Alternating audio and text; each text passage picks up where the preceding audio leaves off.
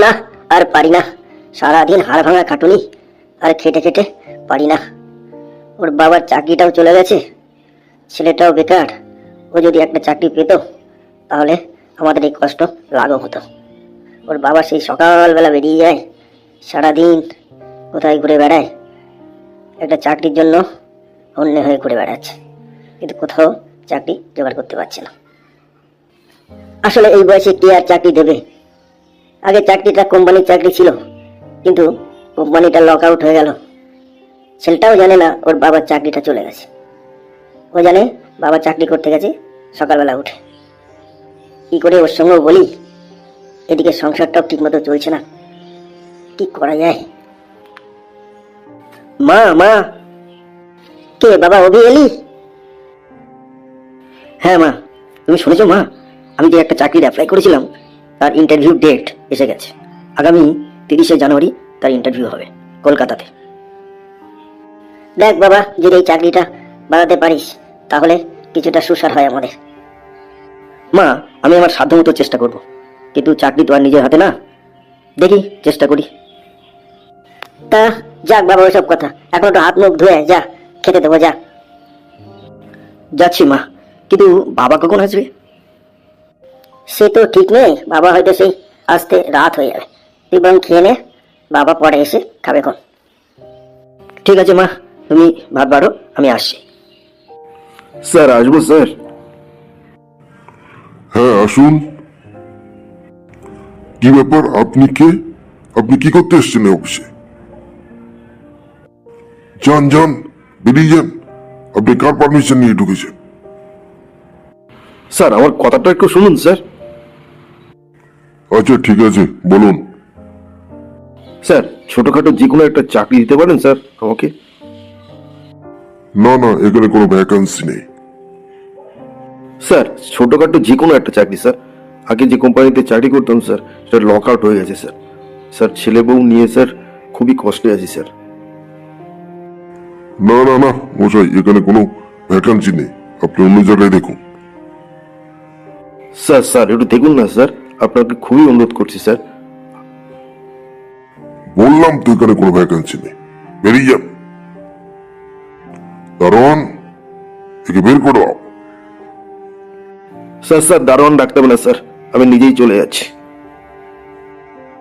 Sir, sir আসবো sir? হ্যাঁ এসো। স্যার, এক ভদ্রলোক আপনার সঙ্গে কিছু কথা বলবে, বাইরে দাঁড়িয়ে আছে। তাকে কি পিঠে পাঠিয়ে দেবো? কি দরকার, কিছু বলেছে? না স্যার, উনি আপনার সঙ্গেই বলবেন আর কি। ঠিক আছে, পাঠিয়ে দাও। স্যার আসবো স্যার? হ্যাঁ আসুন। কে আপনি? স্যার আমাকে আপনি চিনবেন না, আমার নাম বরুণ হালদার। তা আপনি কি জন্য এসেছেন? স্যার খুব আশা নিয়ে স্যার আপনার কাছে এসেছি স্যার। কি আশা? স্যার বউ ছেলে মেয়ে নিয়ে খুবই কষ্টে আছি স্যার। একটা চাকরি যদি দেন স্যার, যে কোনো ধরনের চাকরি স্যার, যে কোনো ধরনের চাকরি আমি করতে রাজি আছি স্যার। আমাকে যদি একটু দেন তাহলে আমার খুব উপকার হয় স্যার। স্যার আগে একটা কোম্পানিতে চাকরি করতাম স্যার, সে কোম্পানিটা লক আউট হয়ে গেছে স্যার, আজকে 3 মাস হলো। খুবই কষ্টের মধ্যে আছি, ছেলে মেয়ের লেখাপড়ার খরচ চালাতে পারছি না স্যার। একটু যদি দয়া করেন স্যার, একটা চাকরি, যে কোনো একটা চাকরি যদি আমাকে একটু দেন তাহলে খুব উপকার হয় স্যার। সবই তো শুনলাম বরুণ বাবু, কিন্তু এখানে কোনো ভ্যাকান্সি নেই, আপনি এখন আসতে পারেন। স্যার আপনার কাছে অনুরোধ করছি স্যার, যদি একটা চাকরি, যে কোনো একটা চাকরি, চতুর্থ শ্রেণীর কর্মচারী হোক, যে কোনো চাকরি যদি আমাকে একটু দেন তাহলে খুব উপকার হয়। আরে বলছি তো মশাই, এখানে কোনো ভ্যাকান্সি নেই। আগামী 3 মাসের মধ্যে কোনো ভ্যাকান্সি হওয়ার সম্ভাবনা নেই। যদি ভ্যাকান্সি হয় আপনি ঠিকানা রেখে যান বাইরে, আপনাকে খবর দেওয়া হবে। আপনি এখন আসুন। সারাদিন ঘুরে বেড়ালাম বিভিন্ন অফিসের দরজায় দরজায়, কোনো কাজ জোগাড় করতে পারলাম না। আসলে যখন মানুষ অসহায় হয় তখন তার সঙ্গে কেউ থাকে না। অনেক অনুরোধ করলাম অফিসারদের, কিন্তু কেউ একটা কাজ দিল না। ওদিকে বাড়িতে ছেলে মেয়ে দুটো মুখের দিকে তাকানো যাচ্ছে না। তাদের স্কুলের খরচ সব বাকি রয়ে গেছে, স্কুলের মাইনে বাকি রয়েছে। ওরা জানে বাবা চাকরি করে আমাদের পয়সা দেবে, যেটুকু ছিল সবই শেষ হয়েছে। কি যে করি। এদিকে প্রায় সন্দেহ হতে চলল, বাস যে কখন আসবে। সারাদিন পেটে কিছু দানাপানি পড়েনি, বাড়িতে গিয়ে কিছু খেতে হবে। রাত্রে প্রায় 8টা বাজে, এখনো ফিরলো না। কি করছে কি জানি, সারাটা দিন না খেয়ে না দে কি করছে। আর ভালো লাগে না, টেনশনে টেনশনে জীবনটা শেষ। আরে রেখা, তুমি এখানে উদ্বিগ্ন হয়ে দাঁড়িয়ে আছো, কোনো কিছু হয়েছে নাকি?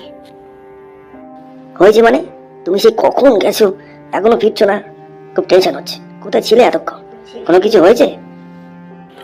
আর বলো কেন গিন্নি, যখন মানুষ দুঃখের মধ্যে থাকে তখন কেউ সাহায্য করে না। অনেক জায়গায় গেলাম, অনেক অফিসের দরজায় দরজায় ঘুরলাম, কিন্তু কেউ একটা চাকরি দিল না। সবাই দূর দূর করে তাড়িয়ে দিল। কি করবো বলো, সারাদিন পরিশ্রান্ত, শরীর আর চলছে না। খিদেতে পেটের নাড়ি জ্বলছে। কিছু আছে কি খাবার? ছেলে খাওয়ার পরে অল্প একটু খাবার আছে, তুমি খেয়ে নাও। চলো হাত মুখ ধুয়ে এসো, আমি সেটুকু তোমাকে দিচ্ছি। তুমি খেয়েছো? মুখ দেখে তো মনে হচ্ছে তুমি খাওনি। কি করে খাই বলো? তুমি বাইরে আছো, তোমাকে ফেলে রেখে আমি খেতে পারি? চলো, যেটুকু খাবার আছে আমরা দুজনে ভাগ করে খাই। হায় ঈশ্বর, এই দিনও একদিন দেখতে হচ্ছে। অল্প একটু খাবার আমাদের দুজনে খেতে হবে। মা, মা, বাবা। বল বাবা। মা, আজকে সেই 30শে জানুয়ারি, আজকে আমার ইন্টারভিউ আছে, একটু সকাল সকাল একটু রান্না করে দাও না। ও হো, তাই তো, আজকে তো সেই 30শে জানুয়ারি, তোর ইন্টারভিউ আছে তাই না? আমি তো একদম ভুলেই গেছিলাম। সকাল সকাল রেডি হয়ে নে, আমি তোকে ট্রেনে তুলে দিয়ে আসবো। যা বাবা, স্নান টান করে কাগজপত্র নিয়ে রেডি হয়ে নে। আমি তাড়াতাড়ি কিছু রান্না করে দিচ্ছি, তুই খেয়ে চলে যাবি বাবার সঙ্গে। যাচ্ছি মা। এই শোনো, ছেলেটার আজকে ইন্টারভিউ, তুমি একটু সাবধানে নিয়ে যাবে। আর হ্যাঁ, ছেলেটা ডিম খেতে পছন্দ করে, তুমি বাইরের ওই দোকান থেকে তাড়াতাড়ি একটা ডিম এনে দাও তো।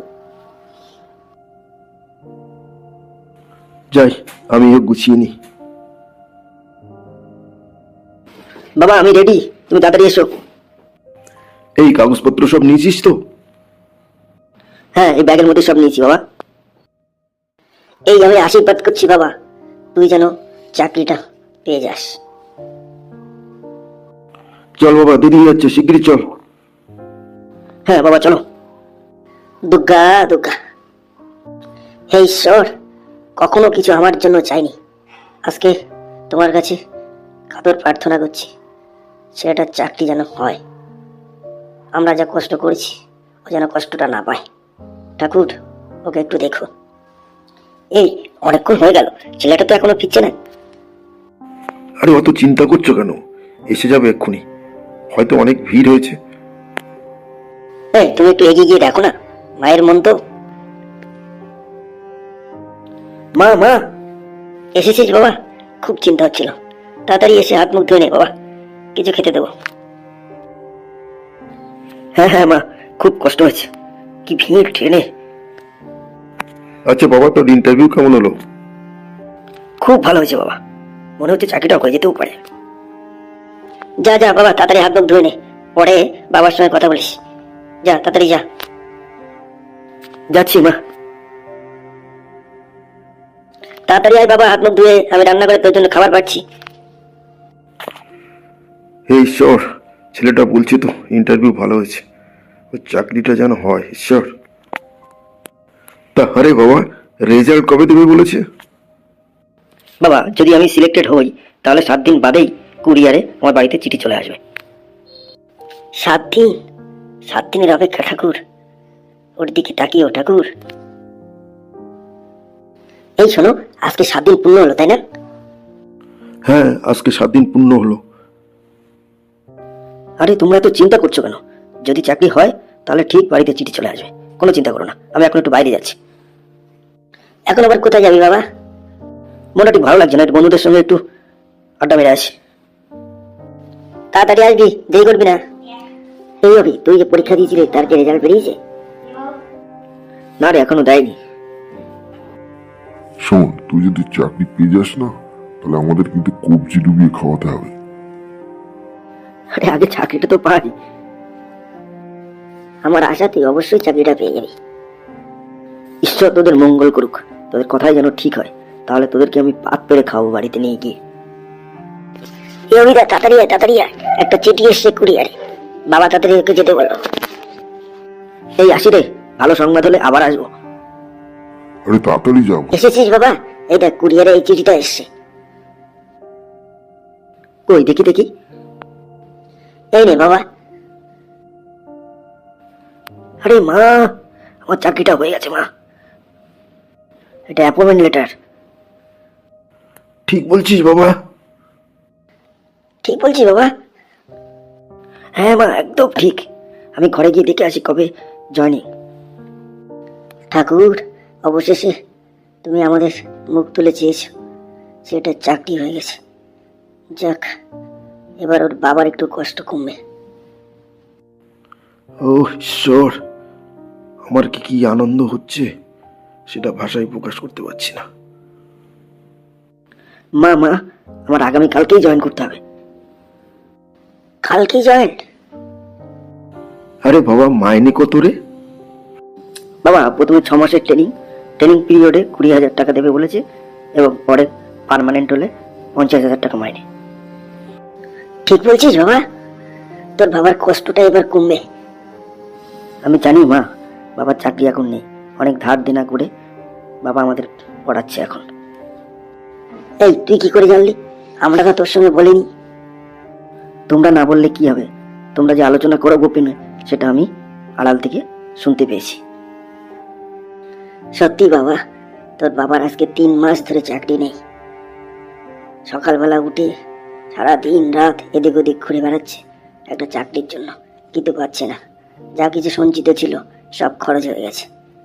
তুই এখন চাকরি পেয়েছিস, বাবাকে একটু দেখিস, সংসারকে একটু দেখিস। কি বলছো মা? তোমরাই তো আমার সব। আমি আমার জীবন দিয়ে তোমাদেরকে রক্ষা করব। তোমরা আশীর্বাদ করো আমাকে, যেন আমি তোমাদের সারা জীবন সেবা করে যেতে পারি। এই মা তোকে প্রাণ খোলা আশীর্বাদ করছে, তুই জীবনে অনেক বড় হবি। বাবা বাবা, তুমি কিছু বলো। আমি কি বলবো রে বাবা, আমি ভাষা হারিয়ে ফেলেছি। আমি আশীর্বাদ করি তুই অনেক বড় হ। এই আমি সকলের সামনে প্রতিজ্ঞা করছি, জীবনে তোমাদের কোনোদিন কষ্ট দেব না।